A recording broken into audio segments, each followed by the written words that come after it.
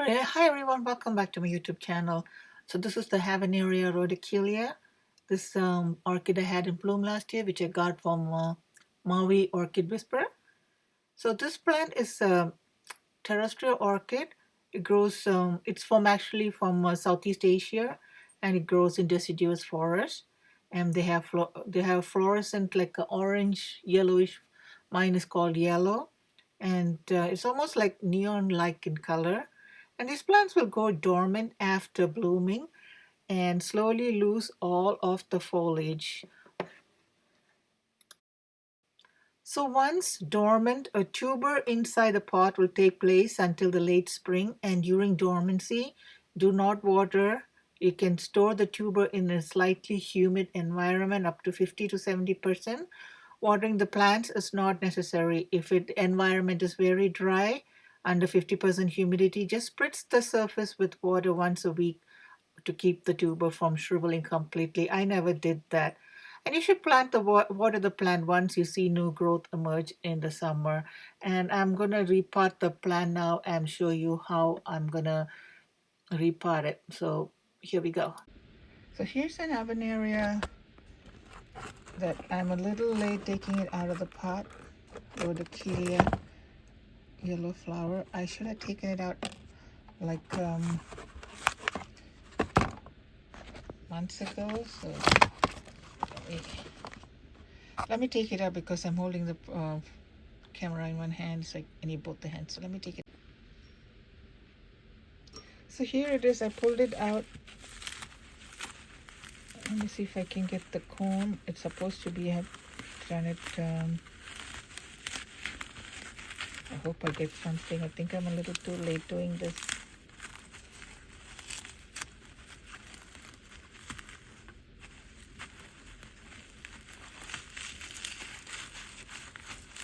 And this one's supposed to be a terrestrial orchid, so it should have been like in a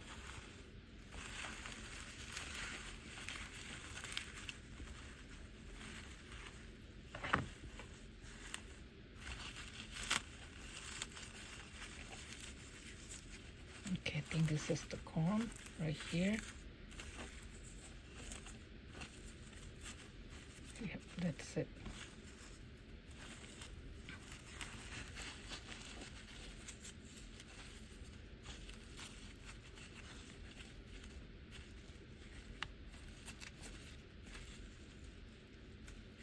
It's still got its plug attached to it. And this new one,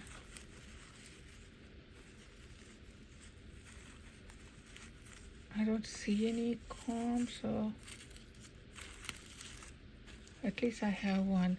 So what I should do is I should put this in a Ziploc bag and store it away like the catasetums. And once I see new growth starting, that's when I should pot it up. And this one likes to be in a, it's a terrestrial orchid, so it likes to be in a, oh, I think here it is. It is starting a new growth. See this little thing right here? So I think it's time that I repotted this up. So let me get all the potting material and pot it up. So I think I caught this in time. So let me get the potting going for this one. So now that I have my Habenaria out of the pot, I removed all the sphagnum moss. So I'm gonna repot it. And this is a mix of stuff, a mishmash of everything. Here you have perlite. That is this one. It helps with the drainage. Then I'm gonna be using a little bit of horticultural charcoal, moist sphagnum moss, which I have it soaking here in a little cup. And I have, this is peat moss.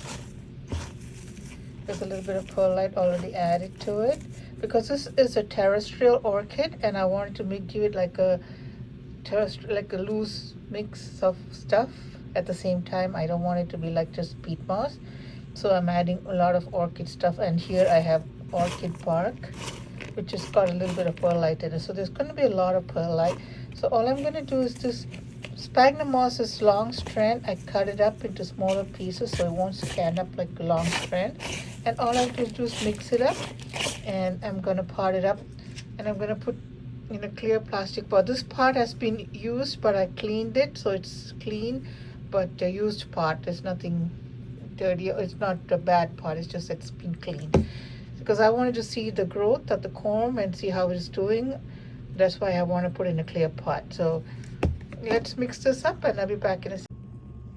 Okay, here I have some sphagnum moss that I put a little bit water in it, and I'm just like soaking it, just making it damp. It's not dripping wet or anything.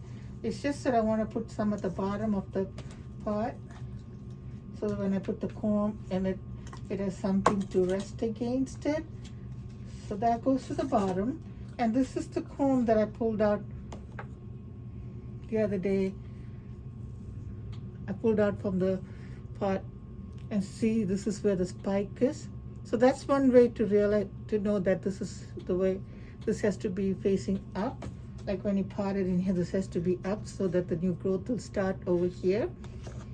If you're not sure, what you could do is you could put it sideways like this. If you're not sure, you could put it sideways. So because I can already see the growth, and I know this part has to face up. So this is how I'm going to put it in here. Leave it in here. I'm going to put this media around it. This is a terrestrial mix that I just made. You can already might use pre-made mix if you have it available, or you can make it your own. So you can still see, this is where the spike is still, not the spike, the growth is still here. So just gonna put the media completely around it.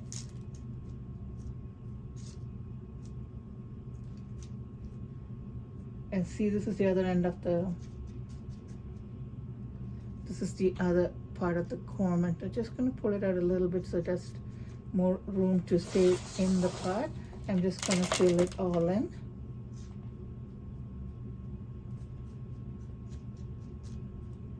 I just want to keep this, if you can see, I can see this tip is right here, the growing tip is still right here, I can see it.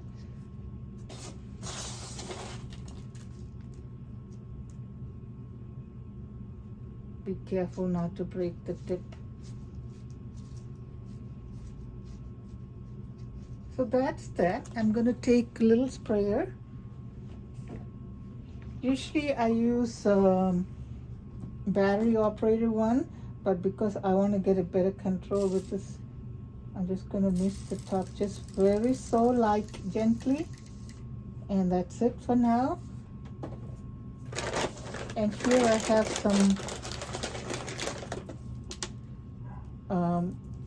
what is this called? It's like a soil cover pearl stone. That's what it is. It's just like a white stone that I'm going to put on top just to cover the top part. And that's it. Now the other corm that is really small, this is so small. This one I'm going to just put in sphagnum moss, because that's how the original corm was in. It was just in sphagnum moss. So I'm going to just wrap this up in sphagnum moss. Then I'm going to take this corm, this little one. I don't think it's going to, maybe it will, I'm not sure. It looks small. I'm just going to put some sphagnum, in the same pot that it came out of, I'm going to put some sphagnum moss. And lay the corm, because this one, I'm guessing this is the top part, that one that has to face up so the new growth can come up over here. But I'm not too sure, but I'm just gonna lay it sideways like this, and just put some sphagnum moss. Now this is not damp sphagnum moss, it's just moist, so I'm just gonna leave it on top.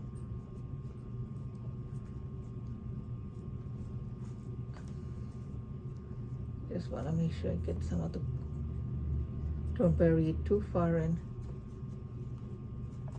Let me push some of the moss in and put it again on top, and just like that. So that's the little one that I'm hoping will grow big and be the same size as this one that I planted it in here.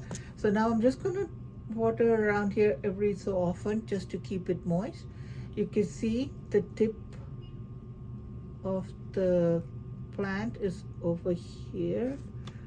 I'm not sure if the camera is going to pick it. It's right next to this little pebble there. So you can see it right here.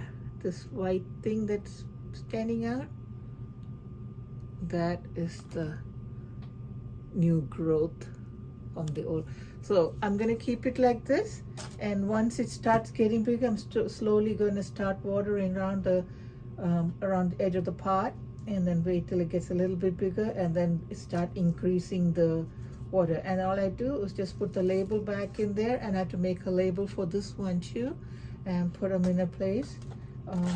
But it's not direct. I don't want to put it like in direct sun right away, but it just gets like indirect light. And most of my plants are indoors growing under LED.